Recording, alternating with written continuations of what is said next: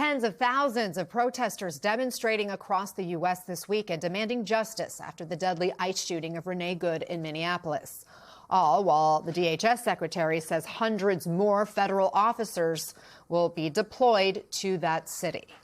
We're joined now by MS Now senior contributing editor Michelle Norris in St. Paul, Minnesota. And Michelle, I understand you have some new video of an encounter with federal agents. Walk us through what happened. What are we about to show here? I'm here outside the Whipple building, but when this happened, I was in South Minneapolis near Lake Street and Chicago Avenue.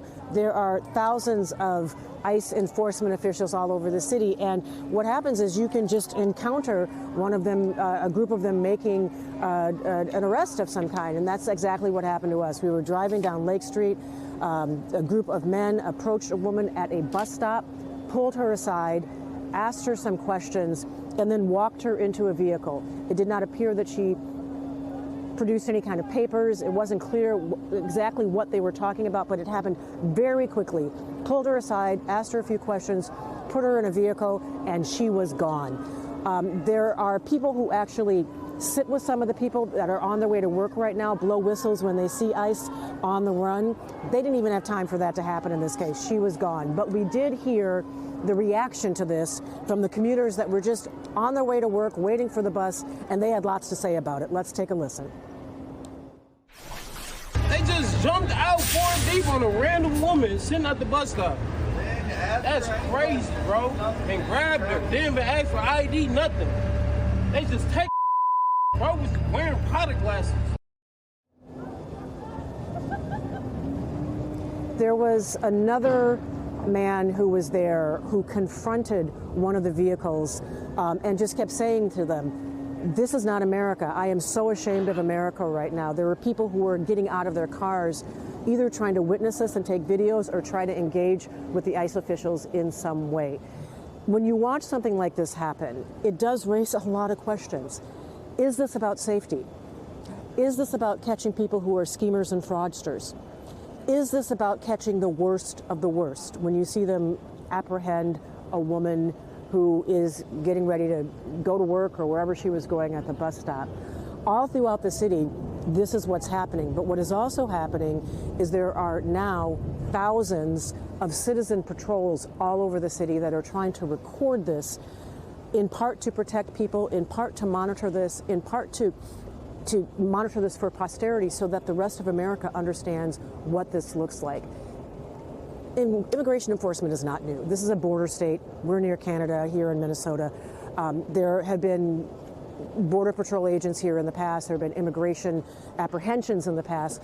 But with this militaristic type of intervention, with people being pulled without even paperwork, and with the question of hanging over the air, where is she even going?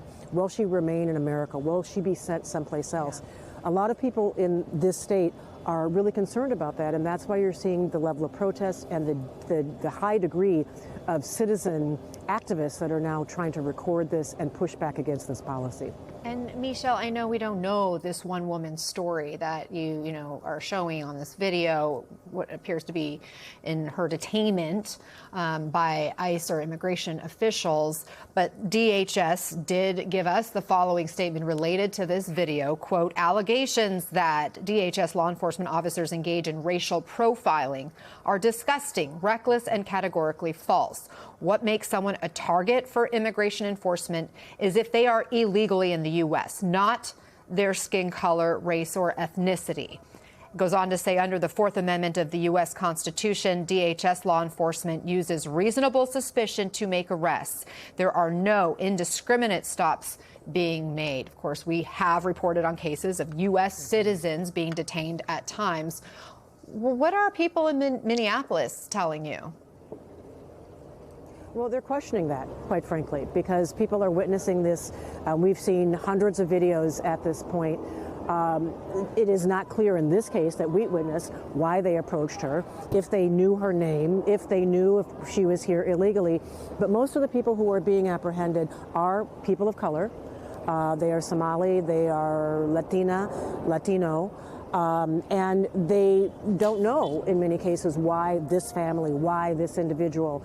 It does appear to be indiscriminate. Now, I'm not saying it is, but on the outside, it does appear to be that they are grabbing people and then asking questions later, and that's one of the things that makes people uncomfortable. The other thing that makes people very uncomfortable, and this is not just citizens, but I've had a chance to talk to several officials here, police officials, the Attorney General I talked to over the weekend, government officials, and they're concerned that there is a force here that is larger than the combined police departments of Minneapolis and St. Paul that appears to be accountable to no one.